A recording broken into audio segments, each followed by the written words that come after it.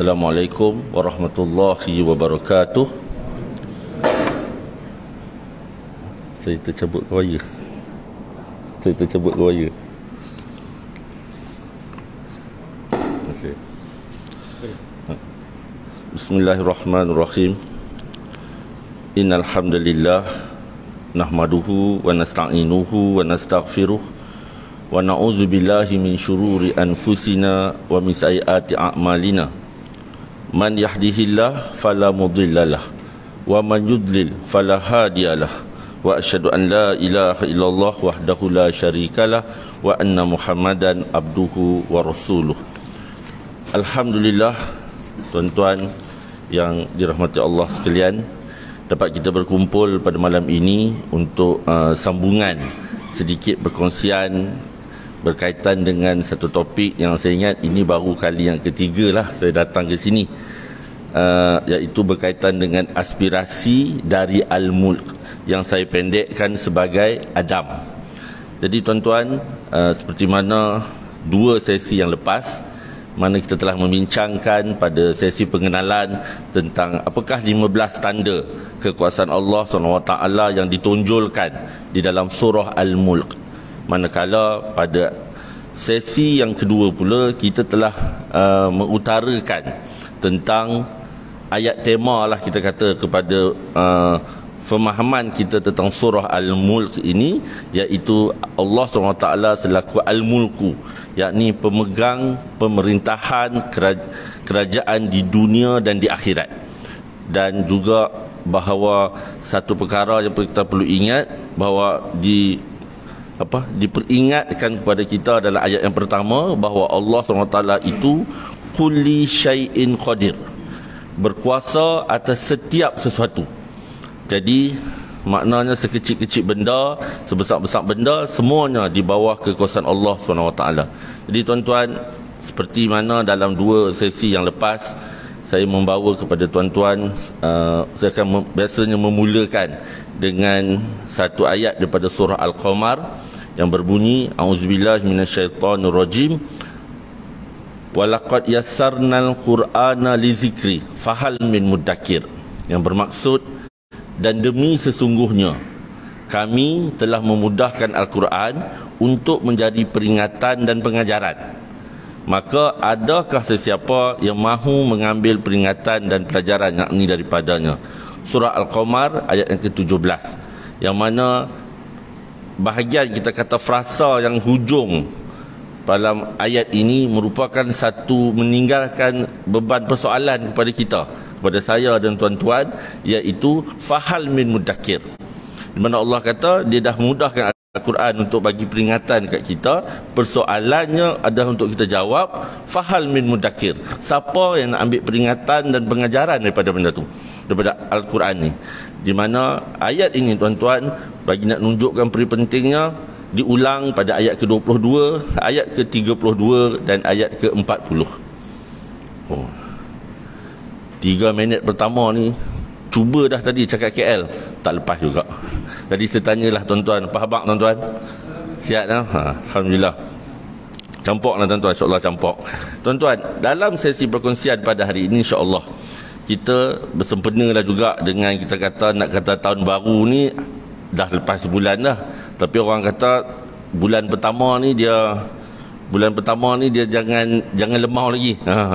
Jadi tuan-tuan, seperti kita berharaplah bersempena dengan tahun baru ni juga semangat kita, kefahaman kita antara lain berkaitan dengan aspirasi dari Al-Mulk, satu surah yang saya yakin percaya ramailah, mungkin semua daripada tuan-tuan ni baca awal lagi daripada saya, di mana untuk kita sama-sama mengambil apakah ibrah, apakah elemen cerita C, apakah elemen impak I, elemen Nabi, cerita tentang Nabi yang ada T, cerita tentang Tuhan yang ada dalam surah Al-Mulk, serta elemen alam yang diutarakan di dalam surah ini. Jadi CINTA. Jadi semoga dengan pemahaman tu kita dapat, orang kata kuih lama kuih bagus lah. Contoh kalau dulu tahun 1960-an, 70-an, zaman kita duk dengar lagu apa, ada satu lagu ni saya duk suka, umpan umpan ikan di air tenang, apa? Umpan jinak di air tenang. Lagu tu banyak pengajaran daripada saya rasa. Kemudian zaman berubah, kita berharaplah semakin lama kita semakin kemas. Sebab mau tak mau kita ni dalam perjalanan. Saya dalam perjalanan, tuan-tuan pun dalam perjalanan, di mana mau tak mau dunia ni hanyalah sementara. Mau tak mau kita akan duduk 7 kaki di bawah sana, yang mana keadaan tu kita pun tak tahu macam mana. Jadi bertitik tolak daripada itu, kita pun biasa dimaklumkan tentang banyaknya adanya hadis-hadis yang sahih berkaitan dengan digalakkan kita untuk membaca surah Al-Mulk. Bagi apa? Kerana surah ini merupakan Al-Mani'ah, Al-Munjiyah, tunjihi min azabil qabr. Satu surah yang merupakan untuk menyelamatkan pembacanya daripada azab kubur. Ini antaranya lah. Bukanlah kita kata nak untuk itu semata-mata kan. Jadi tuan-tuan, kita berharaplah semua cerita-cerita kita yang silam dalam perjalanan kita di dunia ni, Allah dah tutup banyak dah kita punya aib selama ni. Kot zaman dulu kita ada jadi Pak Maun ke Pak pun tak kira lah. Maka pada tahun 2023 ni, jomlah kita pakat buat benda yang lebih baik sementara waktu yang masih ada. Tuan-tuan, saya mulakan ini dengan gambar ni kerana sesi perkongsian pada malam ini, iaitu kita dah masuk ayat yang kedua daripada surah Al-Mulk. Ingin saya menegaskan bahawa sesi perkongsian kita pada malam ini bukanlah satu kuliah tafsir. Sebab tuan-tuan tengoklah, tak ada rupa pun nak bagi kuliah tafsir. Bukan bidang saya. Nak kata tadabbur, saya takut tak sampai. Jadi saya namakan sebagai sesi perkongsian pembangunan insan, untuk pembangunan diri saya dan tuan-tuan dan saya yang hadirin yang mendengarlah semuanya, mungkin di FB dan sebagainya.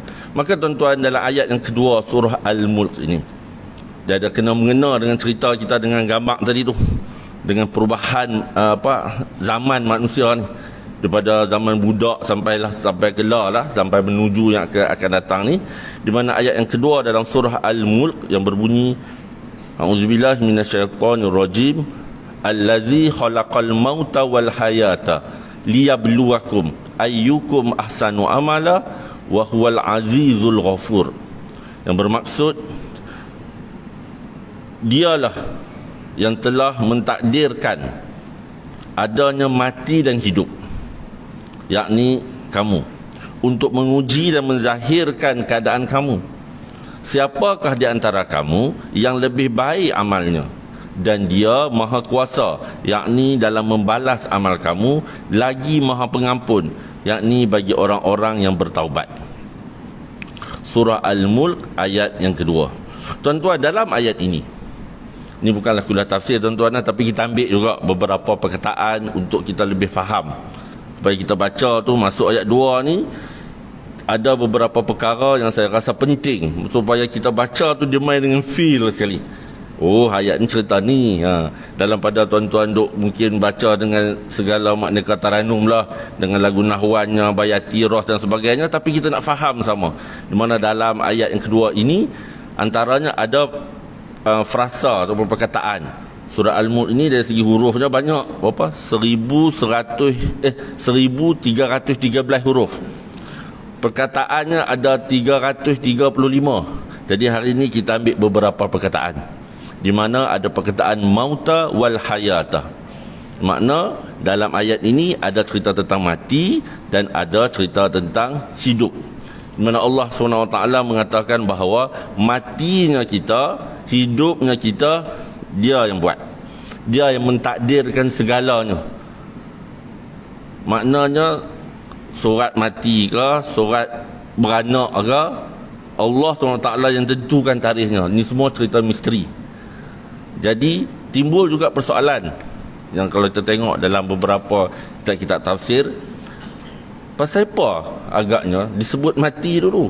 Bukankah kita hidup dulu baru mati? Okay. Ada dua pandangan lah, kalau boleh saya simpulkan. Mungkin tuan-tuan ada baca yang lain, tuan-tuan nanti share dengan saya lah. Pandangan pertama mengatakan bahawa mati itu diletakkan dahulu kerana mati ni adalah satu benda, maksudnya daripada tak ada asalnya, tak ada, dan hidup tu ada. Satu. Kedua adalah menunjukkan kerana kematian itu, yang ni yang paling utama lah, banyak ulama' duk letak yang ni, kematian itu dia lebih penting. Sebabnya untuk memberikan satu bentuk peringatan bahawa mau tak mau kita mati. Jadi supaya untuk memperingatkan kita bahawa kita akan mati, maka kehidupan tu akan dibuat dengan mengikut kepada syariat. Macam itulah lebih kurang. Jadi sebab itulah antara lain mati disebut dan hidup. Kita tahulah kita daripada tak ada, mula-mula alam kita tak ada, kemudian ada duduk di alam rahim dan seterusnya, kemudian hidup di muka bumi ni, kemudian mati, kemudian dihidupkan semula selama-lamanya. Maka maknanya ada cerita di mana Allah SWT kata bahawa dia telah menciptakan, mentakdirkan adanya mati dan hidup itu ada sebab. Sebabnya adalah untuk yakni untuk, lam tu kata untuk lah, liyabluwakum. Liyabluwakum ini merujuk kepada, di mana maksudnya mudahnya kita kata adalah dari segi kita kata dia satu bentuk ujian. Liyabluwakum maknanya lam tu bermaksud tujuan. Ni tak mau cerita lah fa'al apa semua pun, saya pun kalau nak cerita pun saya pun tak pandai, tapi saya nak cerita maknanya li tu untuk liyabluwakum, untuk apa? Untuk ujian. Kalau Piramli kata cobaan. Ujian maksudnya mati dan hidup tu, dia bukan maksudnya hidup tu saja untuk cobaan, tapi mati itu pun adalah untuk cobaan. Sebab mati itu satu bentuk peringatan yang kita confirm seriau lah, confirm takut. Sebab kita tak tahu apa nak jadi. Kita boleh, kita kata menyediakan apa yang kita so-called nak tinggal. Kita kata contoh, kita belilah segala makneka insurans, hibah, kita pun tak siap lagi anak ni yang ambil yang ni. Yang tu cerita yang kita nak tinggal untuk dunia orang yang ada. Yang kita nak bawa tu yang kita tak tahu. Jadi kematian itu untuk memperingatkan bahawa takkan nak bawa mati itu kosong. Maka kehidupan itu perlu dipergunakan sesungguh rasa. Ini peringatan untuk diri saya sendiri dan untuk tuan-tuan lah. Jadi untuk apa? Ujian apa? Ujiannya adalah ayyukum ahsanu amala. Siapa yang paling kemas, paling bagus, paling sempoi baang, tak ada lah, mana yang paling elok sekali amalannya. Tuan-tuan, ayat ini ayyukum ahsanu amala, ahsan tu kita nak kena peringat bahawa cerita utamanya bukan yang paling banyak. Cerita utamanya adalah kualiti, tuan-tuan. Bukan kata jangan buat banyak, lepas ni nak kena kurang lah sembahyang sunat, sebab cikgu kata dia nak kena banyak, dia nak kena paling bagus. Bukan lagu tu, tapi maksudnya ahsan tu maknanya yang paling bagus, tuan-tuan. Apa yang kita nak bawa ni nak kena buat kemas.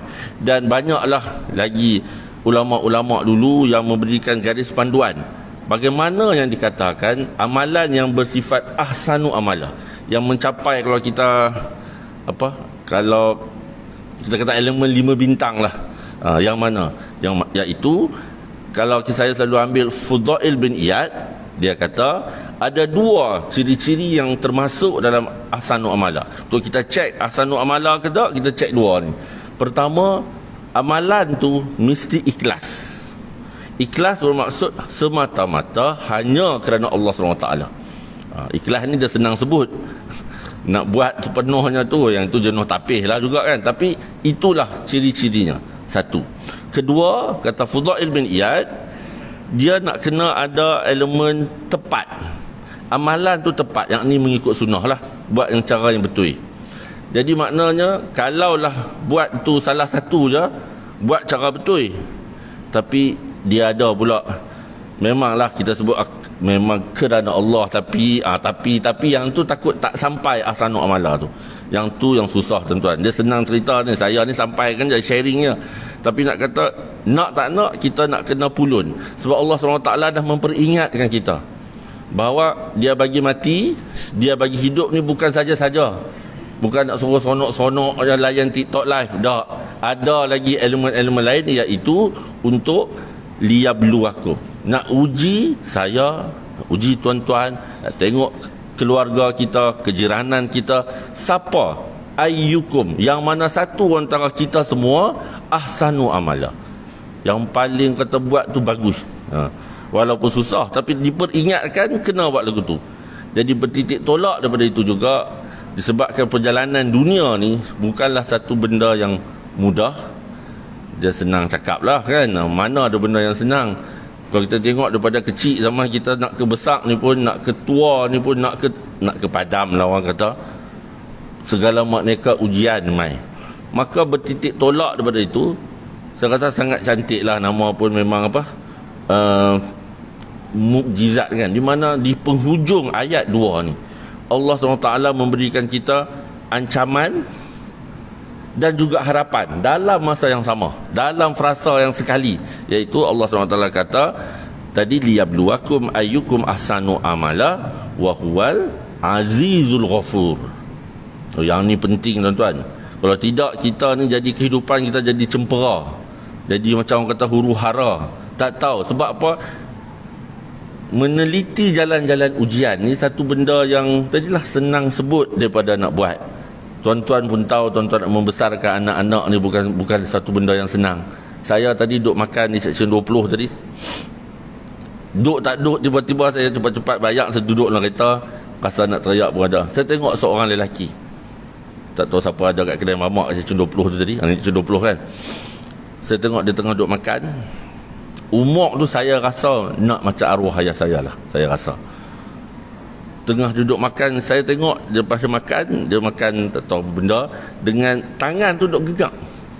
Saya ingatlah, orang kata beberapa tahun sebelum ayah saya tak ada, tu tanda-tanda Parkinson lah tu. Gegak tu lain macam.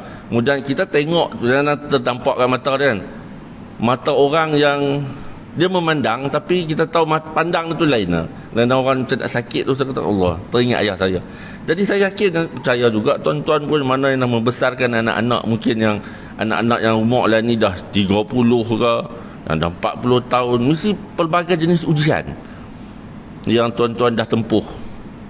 Dan ujian itu, kehidupan ini, kita telah diperingatkan dengan satu bentuk ancaman ataupun tekanan ataupun satu kita kata peringatan, dan juga impian serta harapan bahawa Allah SWT Azizul Ghafur, yakni Maha Kuasa dan Maha Pengampun. Tuan-tuan, frasa Maha Kuasa dan Maha Pengampun ni bukan benda kecil. Sebab pertama, Allah SWT memberikan tekanan dekat kita. Aku dah bagi hang hidup, contoh, dah bagi hampa harta, dah bagi hampa alam ni. Allah SWT kata, kalau dalam ayat yang ke-15 itu, arda zalulan famshu fi manakibiha, berjalanlah, wa kulu min rizki, makanlah rezeki yang dia bagi tu, wa ilaihi nusyur, tapi beringatlah, dia kata nanti kamu akan dibangkitkan. Kemudian Allah peringatkan lagi kita, ayat berapa? 21 ke 22, tuan-tuan tengok ayat 21 kalau tak silap saya. Allah SWT sebut lagi tentang rezeki. Dia kata, kalau in amsaka rizqah, kalau aku tahanlah rezeki ni, siapa boleh bagi rezeki kat hang? Macam itulah. Ini semua tuan-tuan satu bentuk peringatan bahawa Allah SWT nak menyebut bahawa dia ni Al-Aziz, yang maha berkuasa. Apa sahaja yang ada pada kita, kita tak boleh rasa hak ni aku punya. Sebab banyaklah kita duk baca, benda tu jadi kita punya bila kita guna, bila kita makan, bila kita pakai. Kalau tidak, tak tentu lagi kita punya. Benda duit dalam bank kita belum tentu tinggal, kita kata tuan nanti aku nak guna untuk berjalan, pencen nanti ke begitu, tak tentu lagi kita punya. Kalau confirm kita punya senang tuan-tuan, tapi tidak. Jadi dalam menghadapi ujian ini, Allah SWT juga memperingatkan. Dia tahu nama pun manusia, dia ada masa dan ketikanya saat dia jalan lurus, lepas tu dia mai tengok dia agak pelik sikit, dia main melelong. Hak melelong itulah Allah SWT memberikan kepada kita satu peringatan juga bahawa jangan duk seriau sangatlah. Selagi masih bernafas, Allah SWT kata dia ni akan memberikan pengampunan kerana dia maha pengampun. Manusia tak boleh lah. Manusia ni dia ampun jugalah, minta dia, aku minta ampun, aku minta maaf dengan hang. Okey, saya senyum. Dalam hati tu berasap, kita pun tak tahu. Banyak lah kan kadang-kadang kita nak pujuk hati tu, Ui, aku tak maaf dulu aku silap hang. Kita tengok dia tu kecil besar lah. Tetapi Allah SWT taklah sebegitu. Maknanya dalam perjalanan ada salah, ada betul. Allah SWT bagi kita package, iaitu dia peringat kita, hang jaga-jaga nah, hang jangan buat pelik-pelik sebab aku ni maha kuasa, Al-Aziz. Maknanya Allah SWT dah bagi kita ancaman. Dalam surah Al-Mulk ini pun banyak ancaman ada. Tadilah ancaman kalau Allah kata dia tahan rezeki. Ada lagi ancaman amintum dalam ayat yang ke-16. Amintum ayat yang ke-17. Allah SWT kata hampa boleh relax ke? Hampa boleh tenang ke? Sedangkan kita tahu Allah SWT boleh bagi bumi diterbalikkan, hujan, bukan hujan, ribut yang berbatu. Maknanya dia maha kuasa. Tapi dalam masa yang sama, kita pun tahu banyak ustaz-ustaz duk share lah dah hadis mana kata kalau lah, saya tak sebutlah hadis tu apa dia, yang tapi tuan-tuan selalu dengar kan, makna kalau kata manusia ni salah ni sepenuh langit, setinggi langit pun Allah akan mengampunkan dosa selagi bukan syirik lah. Tapi persoalannya kita nak minta ampun ke tak? Sebab dia kadang-kadang dalam minta ampun ni dia ada masa dan ketika kan. Kita kadang-kadang biasalah nama pun manusia, kita beringat tentang Allah SWT ni ada masa dan ketika jugalah nama pun manusia. Tuan-tuan, 8.7 bilion spesies ni, di mana Allah SWT kata ni spesies ni termasuk binatang, tumbuh-tumbuhan, flora, fauna. Yang ini current world population ni, yang ni bukan yang terkini tuan-tuan. Yang terkini kalau tuan-tuan cek lah ni, dia dah cecah 8 bilion.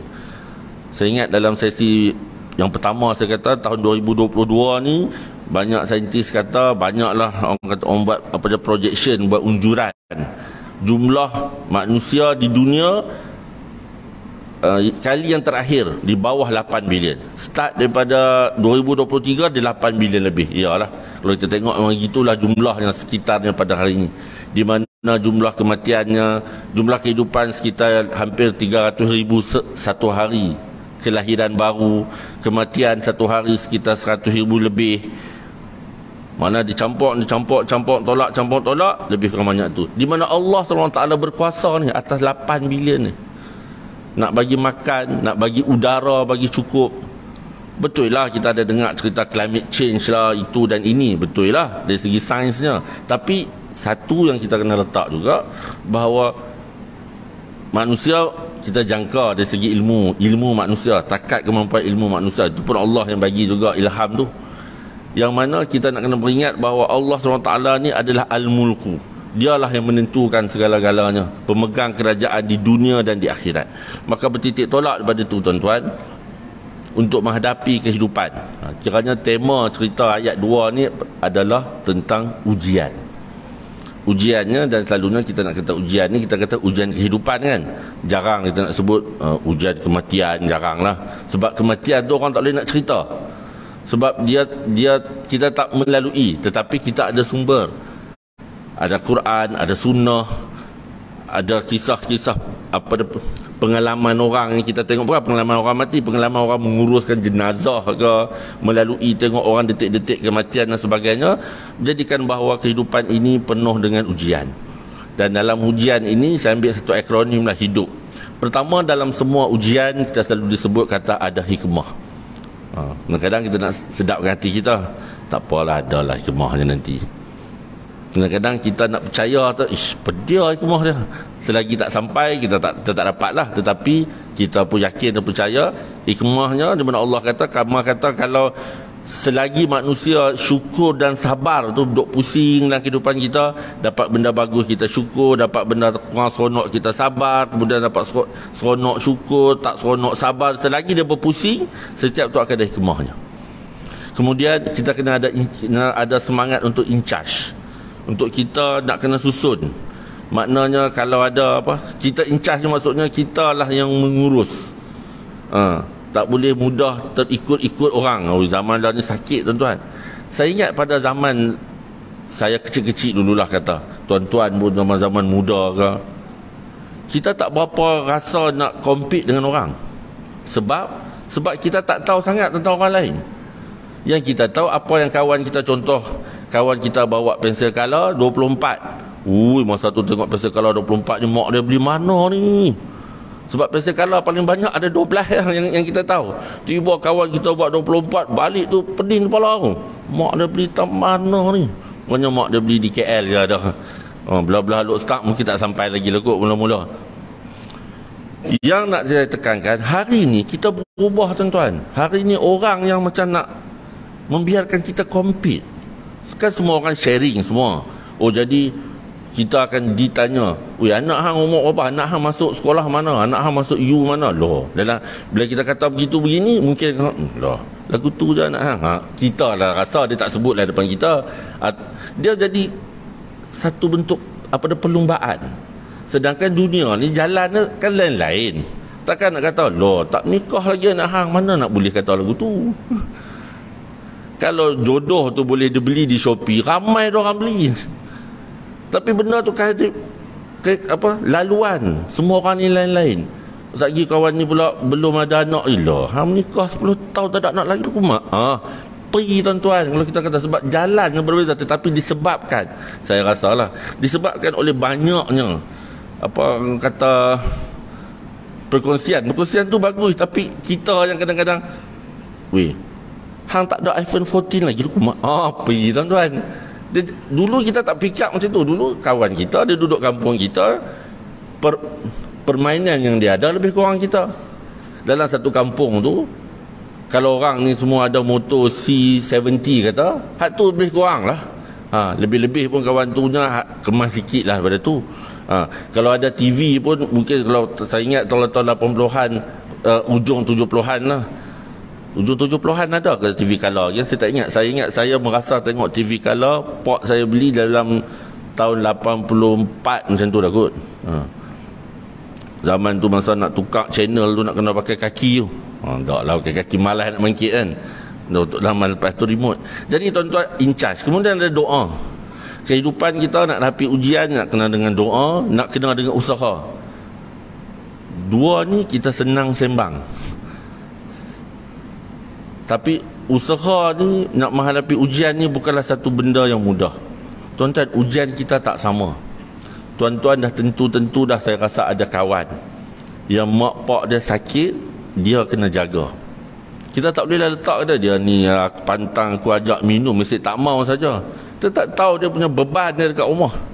Dia punya tekanan dia. Memang orang kata sabarlah jaga mak pak. Tuan-tuan jaga mak pak sakit ni lain lah. Rasa ramai lah tuan-tuan yang pernah duk jaga kot. Orang rumah sakit, saya ingat di seorang jemaah di masjid saya ni. Memang dulu haji ni memang orang kata masjid betul lah. Sampai lama-lama tu, pasal pada kalut dia. Pas salam, doa, beruk, jalan. Orang kata lah sikit, bukan kata, orang sembang lah. Rupanya bila tanya lah, orang rumah dia baru sakit, dia jaga. Cerita ni maksudnya yang saya nak sampaikan, ujian yang tidak sama, usahanya pun, kita mungkin usaha sikit, dia nak kena usaha banyak tuan-tuan.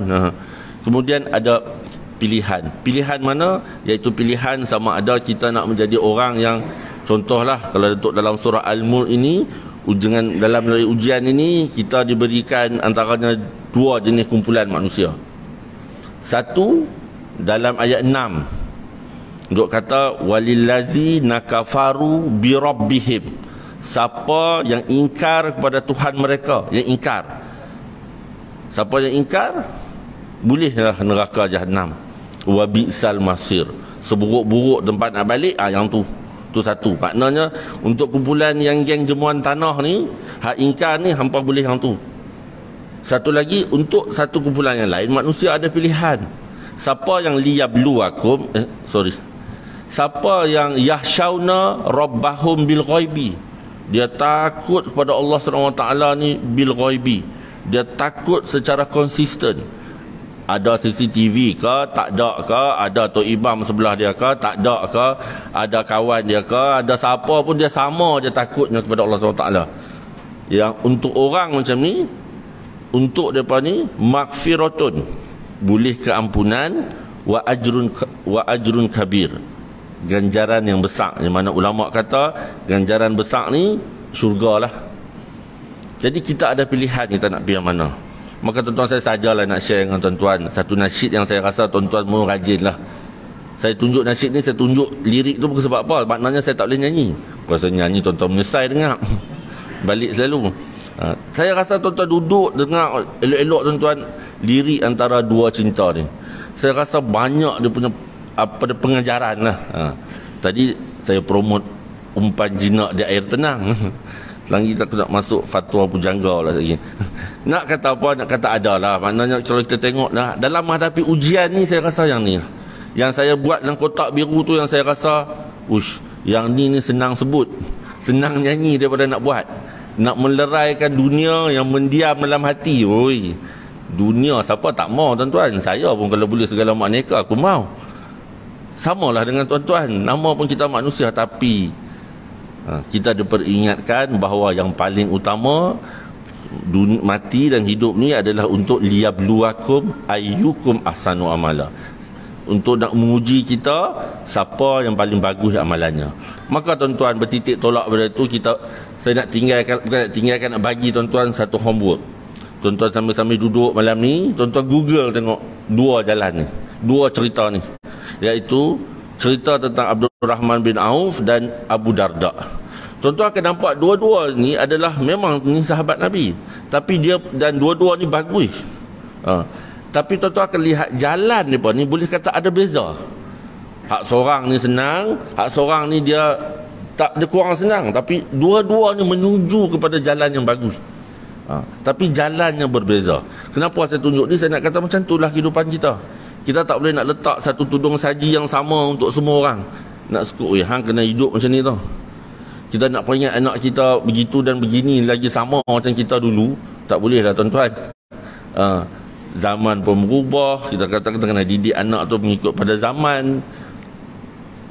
Jadi persoalannya, kalaulah kita dah baca, pengajarannya adalah kita nak pilih yang mana. Dia tidak ada yang salah. Dua-dua ni bagus, cuma persoalan nak pilih yang mana. Jadi tuan-tuan, ini semua berkait rapat dengan cara saya dan tuan-tuan gunakan mata. Jadi saya nak ajak tuan-tuan, saya lagi jom kita cek mata kita. Ada tak mata kita ni? Banyak pakai cermin mata, rasa aku baru pergi cek mata itu. Rabun jauh. Rabun jauh dalam makna kata, orang yang rabun jauh ni, maksudnya dia nampak yang mana? Dia nampak yang dekat kan? Yang dekat dia nampak, yang rabun jauh ni, yang dekat dia nampak, yang jauh tu dia tak nampak. Tu dia mana rabun jauh. Okey. Jadi kita boleh kata bahawa orang yang rabun jauh ni analogi tuan-tuan, hanya nampak dunia. Dia nampak yang dekat. Yang akhirat tu dia kata, akhirat apa, cerita akhirat ni tu sudut cerita lah, tak tahu lagi, dia kata nak kalut akhirat. Kadang-kadang ada orang macam tu kan. Sedangkan kalau hanya nampak dunia tanpa mengingati bahawa kehidupan ni ada matinya. Tuan-tuan bayangkan kalau kita tahu bahawa kehidupan ni dia tidak ada mati, ataupun kata mati, kita tidak akan dipersoalkan baik dan buruk, takkan ada syurga dan neraka. Saya rasa tak kuasa lah kita duduk dalam surau ni tuan-tuan. Banyak lagi benda dunia kita nak sapu. Takkan daripada duduk depan saya duduk dengar menceceh cikgu ni, baik kita pergi naik kelab. Apa yang Pak Maun Silver Tortoise ke apa kan nama. Cerita zaman dululah. Sedangkan dunia ni sepatutnya hanya menjadi alat untuk matlamat di akhirat. Maknanya orang yang sepatutnya adalah dia jangan rabun jauh dah. Maksudnya dia nak dunia nampak, hak nampak di dekat ni bagus, tapi dalam masa yang sama dia beringat bahawa yang jauh tu ada. Bukan kata dia tak nampak maka benda tu tak ada. Yang dekat dia nampak, dunia ni dia kerjakan dengan sebaiknya sebab dia tahu mau tak mau hak apa yang ada kat dunia ni nanti semua nak kena tanya di depan. Satu. Ataupun orang tu dia ada rabun dekat. Rabun dekat ni pun punca jugalah. Bila kita contohlah orang tua dikatakan selalu rabun dekat, saya pun nak bukui ada lah. Di mana orang yang rabun dekat ni dia hanya nampak yang jauh, yang dekat tak boleh baca kan. Tu rabun dekat. Orang yang rabun dekat ni kita boleh kata maknanya dia tidak melihat dunia sebagai kebun di akhirat. Dia duk ingat akhirat je. Tak boleh juga tuan-tuan. Betul lah kita kena ingat akhirat saja, tapi aku tak mau buat apa, aku hidup ni untuk akhirat je. Dengar tu macam ini dah level Maulana Kabir. Hakikatnya betul kita perlu mengingati akhirat. Dalam masa yang sama, dunia ni perlu menjadi kebun. Dunia perlu menjadi tempat kita nak mencari, nak memiliki dan nak memberi demi untuk akhirat juga. Maknanya tak boleh kata hanya semata-mata aku tak mau buat apa, aku kira zikir sudah. Dalam kehidupan tak jadi tuan-tuan. Jadi bagaimana jadi kita cek mata yang sebenarnya kita perlu cek, saya pun terutamanya juga perlu cek adalah kita cek mata hati kita. Macam mana kita memandang dunia. Mudah. Jadi tuan-tuan, insya-Allah kita sambung nanti selepas azan.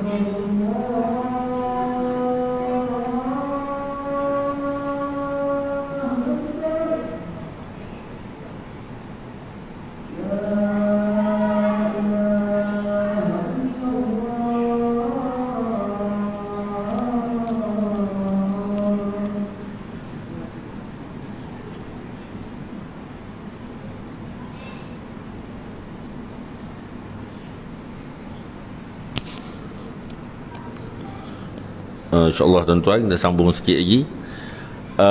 Sikit tak sikit pun dalam 15 minit boleh ke tuan-tuan? Boleh no? Tuan-tuan, insyaAllah tadi persoalan saya, tadi kita dah tanya dah tentang bincang tentang rabun jauh, rabun dekat, tentang cek mata hati ni. Jadi persoalan saya selepas ini adalah, tuan-tuan ingatkan lagi kepada Husin Lempoyang. Kenapa saya bagi contoh ni? Saya nak kata cerita ni cynical lah, bahawa ada orang yang dia mengingati tu hanya dia sapu hak dunia je.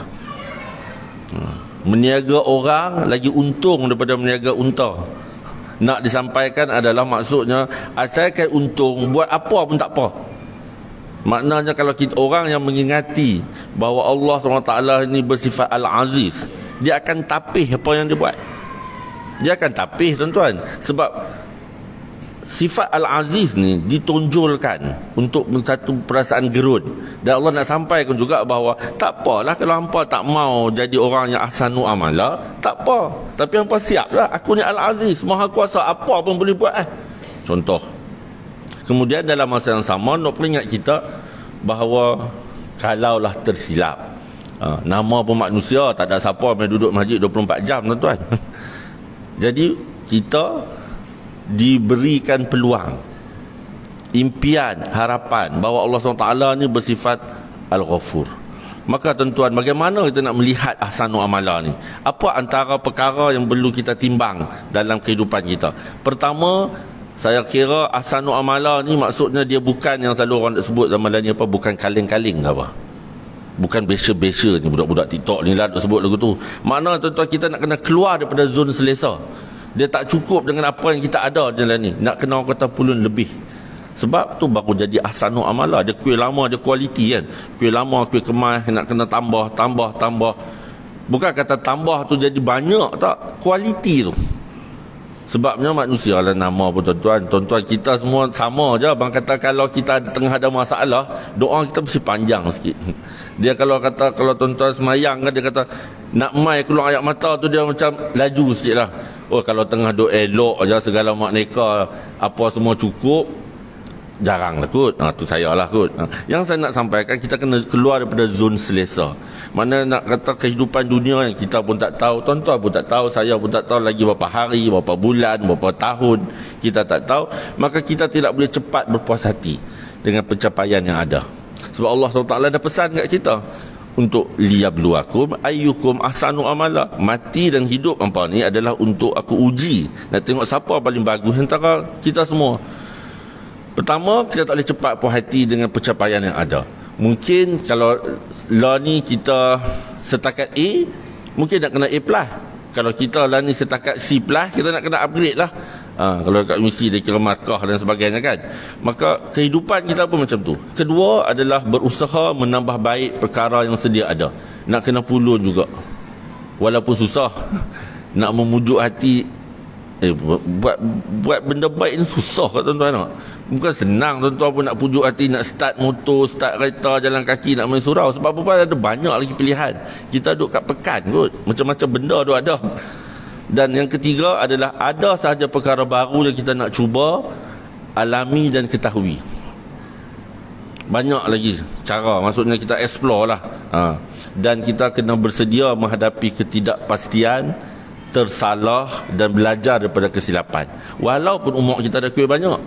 Orang kata kalau budak-budak umur 20-an kata jumpa kita, bukan apa salahnya juga kita menimba pengalaman daripada dia. Ada juga benda bagus yang kemas yang dia mungkin boleh ajak kita, terutama benda sosial media lah ni kot. Jadi tuan-tuan, kesan daripada ahsanu amala tu akan menjadikan kita orang yang macam ni pada tahun-tahun yang mendatang. Pertama, kita nak dosa kita ni kuih lama kuih turun. Betul lah, mungkin dulu kita ni kata segala makneka kaki lah, zaman muda kita habis lah, kita harap habis. Kalau dia mai balik, kita minta ampun, kita buat lagi. Dan dunia ni tak tentu juga. Dia mai hari ni kita duduk masjid, esok dia pergi tempat lain pula. Kedua adalah kita tambahkan ilmu kita. Sebab kita nak ahsanu amala, nakkan yang paling bagus, nak jadi yang paling baik, kita kena keluar daripada zon selesa, comfort zone kita. Dan yang ketiga, kita nak amalan kita pun kuih lama kuih bagus. Jadi saya mengajak diri saya dan tuan-tuan, bersama kita pulun tuan-tuan, jadi hambanya yang lebih baik daripada kita yang dulu. Maka daripada itu tuan-tuan, kalau kita lihat apakah aspirasi daripada surah Al-Mulk ini, tu ayat yang kedua ini, pertama antaranya adalah saya dan tuan-tuan kena beringat bahawa hidup kita ni confirm takkan habis di dunia ni saja. Kehidupan mesti ada lagi satu. Kehidupan yang lagi satu tu, masa tu apa yang dibuat yang la akan ditimbang. Hang buat A ke, hang buat F ke, hang lulus ke, gagal ke, itulah. Kedua, yang Allah nak adalah amalan yang terbaik yang Allah nak. Amalan terbaik ni maksudnya bukan bersungguh saja, dia kena pulun lah. Bukan kata banyak tu tak bagus, tapi kita nak kena set. Terutama nak Ramadan ni kan, maksudnya kita bukan kata nak kena banyak aja.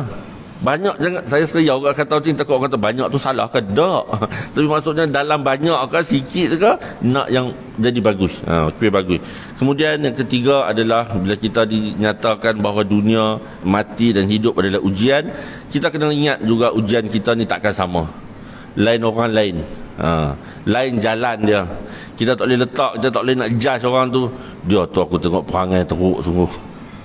Tuan-tuan, semasa zaman kita kecil-kecil lah, ataupun tahun 90-an ke 80-an, tahun 2000 pun saya rasa orang tak banyak sebut tentang autism contohnya. Tapi lah ni manusia muka sedar, rupanya memang ada kanak-kanak, orang dewasa ke, yang dia ada, dia berpenyakit. Kita tak patut nak judge, dia kata teruknya anak tu ni, nakal teruk sungguh. Anak dia berpenyakit, contohlah. Tu yang saya nak sampai. Kita tak boleh kata awak anak dia tak macam anak kita, perangai tak boleh tuan-tuan. Kita tak tahu. Kalau kita tahu senang. Jadi nak kata nak kenal lebih menyantuni lah ni ingatan diri sendiri juga. Kedua, kemudian yang keempat adalah tahap mana takutnya kita pada dia. Yang ni kita boleh ukur. Kita tengok diri kita sendiri. Daripada 2022 nak menuju ke 2023 ni, ada tak azam kita yang kata kita nak memperkemahkan? Ada tak benda yang kita kata, dulu aku tak mau, dulu aku tak apa takut kan, ni kau pasal teriau kat kau mati awal. Contoh. Kemudian andainya kita tersesat tuan-tuan, kita telah dimaklumkan supaya kita bertenang kerana kita ada Allah SWT yang bersifat Ar-Ghafur, Maha Pengampun. Kita bolehlah, jadi nak tak nak, jomlah sama-sama kita alert 5 sebelum 5, sebagaimana hadis yang selalulah dikongsikan oleh ustaz-ustaz kan. Jadi tuan-tuan, macam mana kita nak jadi orang yang rabun jauh tidak, rabun dekat pun tidak? Maka kita kena ada memahami 3 sifat dunia pada mata orang akhirat. Ni sembang, orang kata sembang lah, saya share je dengan tuan-tuan. Pertama, bila kita faham bahawa dunia ni adalah tempat kita nak menanam, kita nak mengumpul, kita nak, orang kata nak membaja supaya nanti jadi benda bagus tu kita nak bawa pergi ke sana. Dan satu lagi, kita kena beringat bahawa kehidupan dunia ni adalah satu bentuk permainan juga. Ni Fata Morgana semua kan nampak, agaknya kalau aku beli kereta ni mesti aku puas hati punya. Memang puas hati lah. Puaslah hati 3 bulan. Lepas tu tak ada lah saya rasa orang yang sayang ni tu pada hari pertama dia sayang kereta dan dia sayang harta dan sama sepanjang tahun. Tak sama tuan-tuan. Lama mula-mula dulu kalau anak kita kata tercalak lah sikit, kata kita jegir mata tu macam nampak dia tu kecil sangat.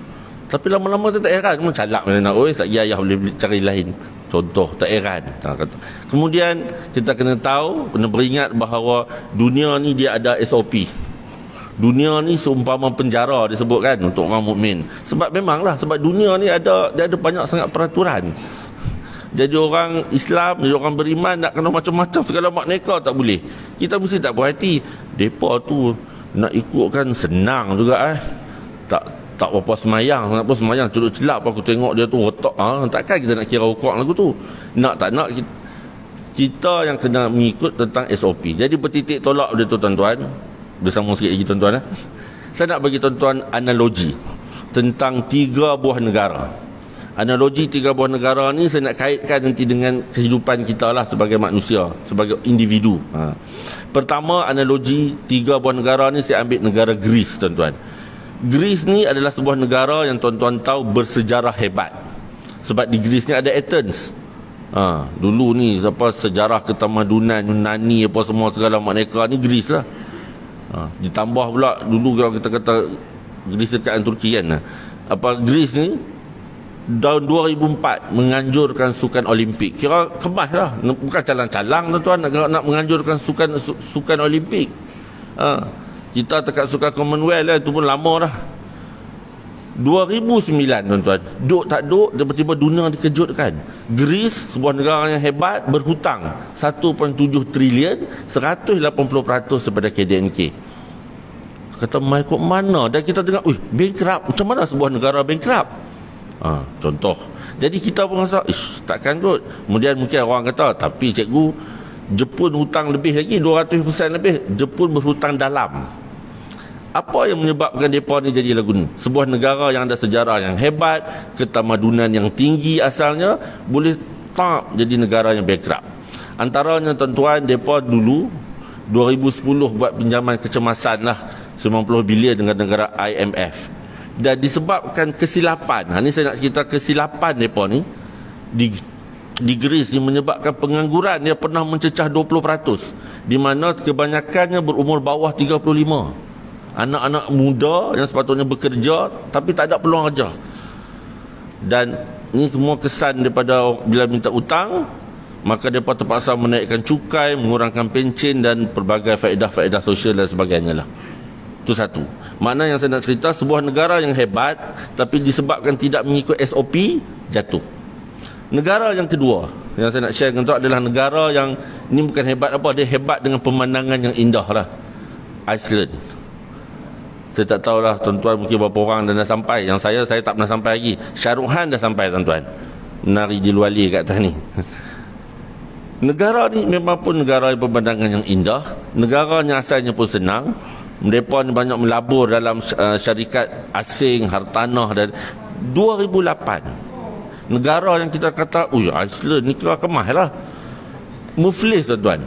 Sebab 3 bank utama dia berhutang banyak lah.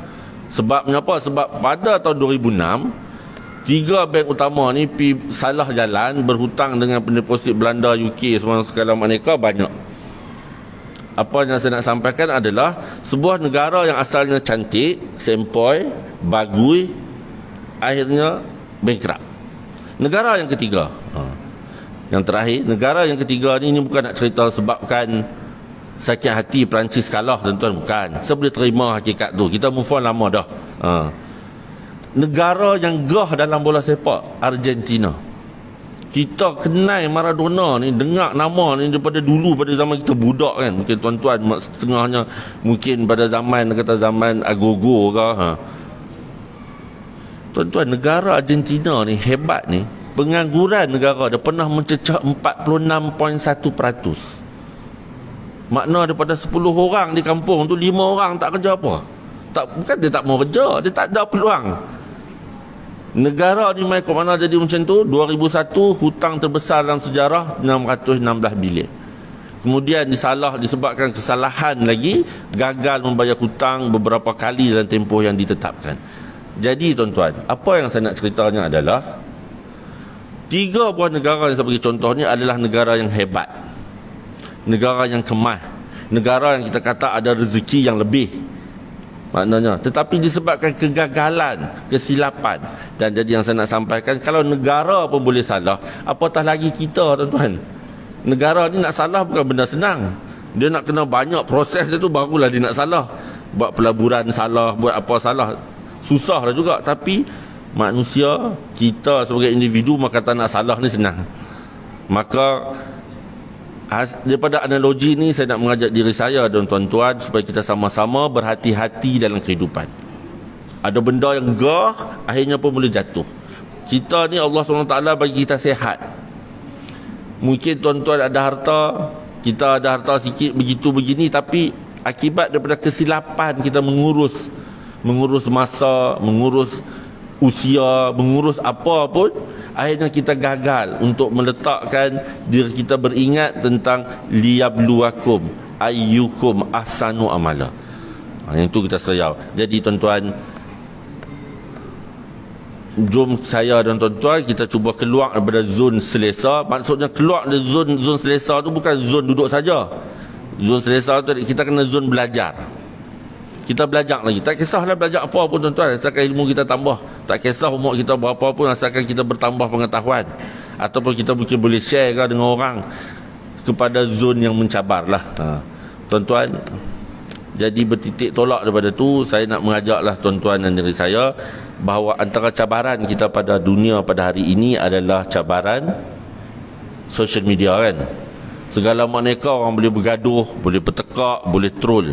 Maka saya nak ajak tuan-tuan untuk kita melaksanakan satu gerak kerja lah, yang saya katakan sebagai teori jannah lah, di mana bila kita dapat apa-apa tuan-tuan, pertama sekali ni sebab kita akan kena tanya tuan-tuan.